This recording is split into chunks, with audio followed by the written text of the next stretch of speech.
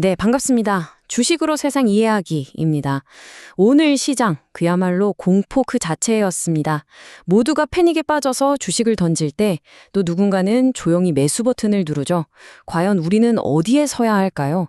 이럴 때일수록 냉정하게 데이터를 보고 전략을 세워야 합니다.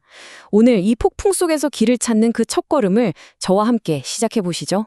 본 영상은 투자 판단 참고용이며 모든 투자의 책임은 본인에게 있음을 알려드립니다. 오늘 코스피 지수입니다. 마이너스 8.01%. 장중에 모든 거래가 일시적으로 멈추는 이른바 서킷 브레이커까지 발동될 정도로 정말 기록적인 하락이었습니다. 이 숫자 하나가 오늘 시장이 받은 충격이 어느 정도였는지를 전부 말해주고 있죠. 자, 그렇다면 이 엄청난 하락을 우리는 어떻게 봐야 할까요? 제 20년 경험으로 볼 때요, 시장의 수많은 위기를 겪으면서 배운 건 딱 하나입니다. 공포의 저편에는 항상 데이터가 있다는 사실이죠. 지금부터 그 데이터를 하나하나 뜯어보면서 명확한 전략을 한번 찾아보겠습니다.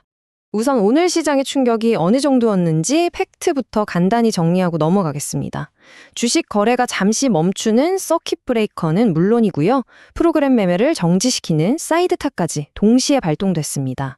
코스피 역사상 정말 손에 꼽히는 날이었죠. 보시는 것처럼 코스피와 코스닥 양대 시장이 그야말로 속수무책으로 무너졌습니다. 코스피에서는 오른 종목이 단 60개 뿐이었어요. 이건 뭐 특정 종목이나 섹터의 문제가 아니라 매도세가 시장 전체를 그냥 압도해버린 무차별적인 투매 장세였다. 이렇게 볼 수 있습니다. 자, 그럼 이 엄청난 패닉은 도대체 어디서부터 시작된 걸까요? 모든 숫자의 뒤에는 항상 왜? 라는 질문이 숨어 있습니다. 그 답을 찾기 위해서 우리는 저 멀리 중동의 한 해협으로 시선을 돌려야 합니다. 네, 바로 호르무즈 해협입니다. 미국, 이스라엘과 이란 사이의 군사적 긴장이 최고조에 달하면서 전 세계 원유의 동맥이라고 할 수 있는 이 호르무즈 해협이 봉쇄될 수 있다는 최악의 시나리오가 현실로 다가오고 있는 거죠. 오늘 시장을 덮친 공포는 바로 여기서부터 시작됐습니다.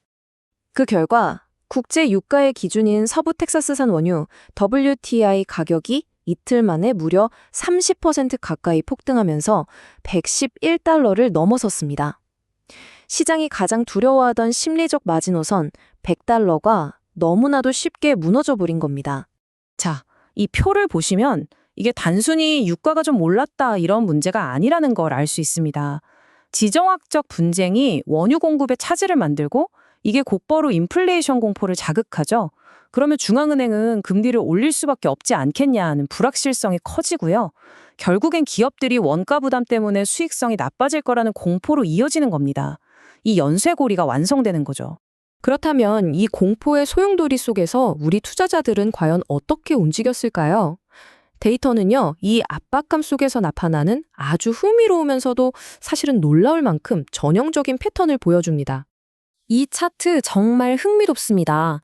이게 바로 고전적인 패턴인데요. 외국인과 기관이 공포에 질려서 무려 4조 7천억 원어치를 던져버릴 때 우리 개인 투자자들이 그 물량을 역사적인 4조 7천억 원 순매수로 전부 다 받아냈습니다. 시장의 오랜 격언처럼요. 공포가 극에 달하는 순간은 누군가에겐 위기지만 또 다른 누군가에겐 기회로 인식됩니다. 근데 왜 이런 현상이 반복될까요? 기관과 외국인은 펀드 환매 압박이나 리스크 관리 규정 때문에 기계적으로 팔아야만 하는 경우가 많거든요. 반면에 개인은 그 공포 속에서 오히려 가치를 보고 베팅하는 이른바 역발상 투자가 가능한 거죠. 위기와 기회가 교차하는 바로 그 지점인 셈입니다. 사실 주식시장 하락보다 더 무서운 건 이 문제가 우리 실물 경제로 번지는 겁니다. 지금 환율이 치솟아서 수입 물가가 오르고 있죠.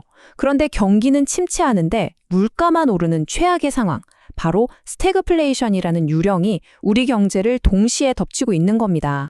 그리고 이게 바로 기관 투자자들을 꼼짝 못하게 만드는 공포의 실체인 거죠. 미 연준의 손발이 묶여서 이 유가발 인플레이션을 잡기 위해서 긴급하게 금리를 올릴 수밖에 없을 거라는 두려움. 바로 이겁니다. 자, 상황이 이렇다고 해서 우리가 그냥 손 놓고 있을 수만은 없겠죠? 아닙니다. 이 데이터를 바탕으로 생존을 위한 플레이북을 펼쳐볼 시간입니다. 앞으로 우리가 취할 수 있는 3가지 전략적 경로를 제가 구체적으로 제시해드리겠습니다. 우리의 48시간 플레이북은 크게 3단계로 구성됩니다. 첫째, 섣불리 움직이지 않고 방어적으로 시장 변동성을 관찰하는 겁니다. 둘째, 외국인 선물 매도 포지션이 청산되는 반전 신호를 포착해야 하고요. 마지막으로 이런 투매 속에서도 기관이 슬그머니 담고 있는 유망 섹터를 식별하는 겁니다. 지금은 공포에 반응할 때가 아니라 이 계획에 따라 신중하게 움직여야 할 때입니다. 물론 최악의 시나리오만 있는 건 아닙니다. G7 국가들이 비축유를 공동으로 방출하거나 사우디가 호르무즈 해협을 우회해서 원유를 공급하는 등 이 공포를 잠재울 수 있는 카드들도 최고위급에서 논의되고 있습니다. 희망의 불씨는 아직 남아있다는 점을 기억해야 합니다. 위기와 기회, 긍정적 시나리오와 부정적 시나리오가 이렇게 혼재하는 지금, 그렇다면 전략가로서 우리의 최종 스탠스는 무엇이어야 할까요? 결론입니다. 지금은 공격적으로 매수하거나 공포에 질려서 매도할 때가 아닙니다. 향후 48시간 동안 핵심 데이터들을 집중적으로 모니터링하는 적극적이면서도 아주 신중한 관찰이 필요한 시점입니다. 마지막으로 이 질문을 스스로에게 한번 던져보시죠. 시장은 공포라는 감정 때문에 폭락했지만 기업의 펀더멘탈, 즉 가치는 아직 변하지 않았습니다. 이 감정과 현실의 거대한 괴리, 어쩌면 바로 여기에 위대한 투자 기회가 숨어 있는 건 아닐까요? 오늘의 가격 넘어 진짜 가치를 고민해 볼 시간입니다. 구독, 좋아요로 이 인사이트를 계속 함께 하시죠. 이상 주식으로 세상 이해하기였습니다.